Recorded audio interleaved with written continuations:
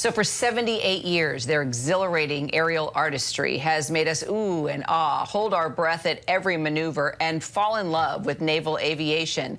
But stand and watch no more, because if you're a Blue Angel fan, you can now soar right along with them. Never in the history of motion picture aviation has a civilian camera helicopter been approved to be inside the Blue Angel demonstration.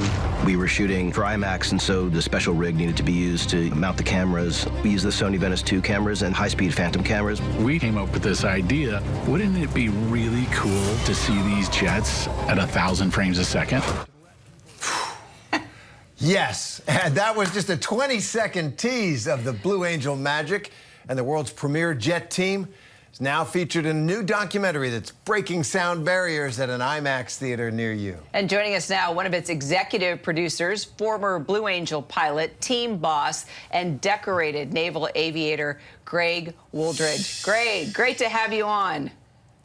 Well, hello, Kira. It's glad to be here. So much fun to be here with y'all. This is great. And, we are excited too, believe me. And anyone, can come to a show and watch the Blue Angels from the ground. But this film actually takes us into the cockpit and behind the scenes in a way that we've never seen before, right? I've never seen it. Now I'm saying to myself, man, those guys were close to me. That was too darn close. But I mean, give us what makes this so different. We've seen pieces done on the Blue Angels, but what is it about this documentary that's so different this time around, Greg? The visuals are amazing. The air-to-air stuff with Kevin LaRosa in the helicopter and Michael Fitzmaurice behind the camera, terrific stuff I've never seen before.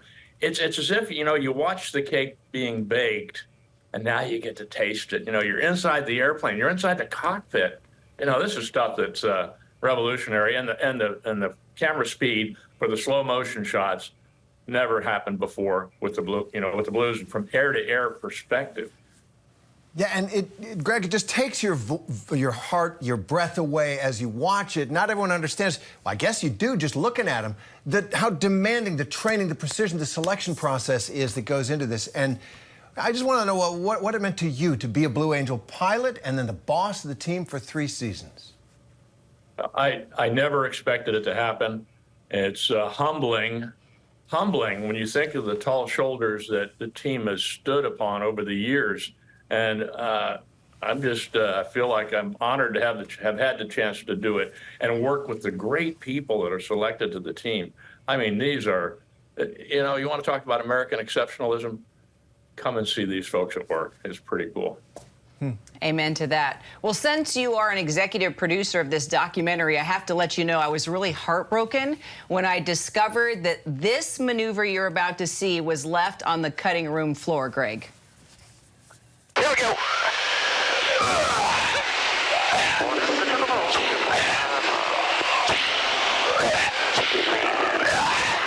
Yeah.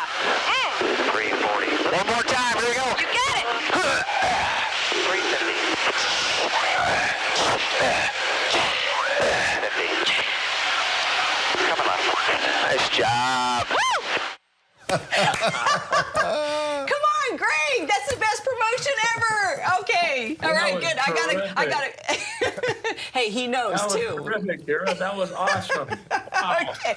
Yes, as you know, I was very blessed to be the only journalist to ever fly in an actual show. And yes, I couldn't get enough on it. But I really want to point out that as even I look back at this, Terry and Greg, who I really wish I could have been was Lieutenant Amanda Lee. She made history as the first female Blue Angel pilot. She's also featured in this documentary. We have got to lift up Lieutenant Lee.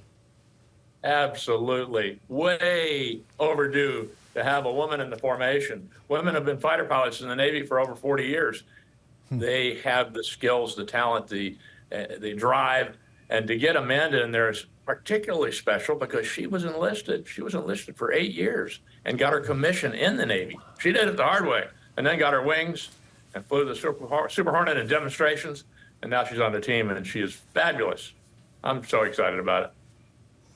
And Greg, the whole country knows the Blue Angels. What do you think it means for the country to see these feats of aerial daring and precision and excellence. What's the message that our country gets? What's the mission of the team? The mission is to impact people, you know, and get them to want to join us, you know, join in the service to see what kind of accomplishments they could find. And it's all about the kids, too, the young people, to inspire them, you know, show them something that maybe I could do something like this, maybe not necessarily this, but I can achieve a high level of performance if I just put my mind to it.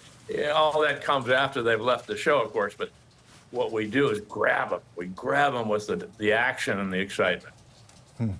Yeah, and you're a role model to so many kids, and you know, you give opportunities also for those less fortunate to be a part of your experience and just do so many great things for humanity as well as naval aviation. And Greg, the boss, Wooldridge, it's so great to have you on. I know how much this meant to you and what it means to me. You know, I love naval aviation. And obviously, it was an honor. It was an honor to lift this up. Yes, for sure. We can't wait. Can't wait to see the it. IMAX. Yeah. You've got to see it in IMAX. You got 1 week to see it in IMAX because that's the way it was filmed. You've got to see it. Trust me. We're going. Check your IMAX theaters for the Blue Angels documentary starting May 17th. Then it'll be streaming globally on Prime Video beginning May 23rd. Thanks so much for flying with us. I'm Kara Phillips. Thanks, Greg. Thanks very much. I'm taking the whole family. I'm Terry Moran. The news never stops. We'll be right back.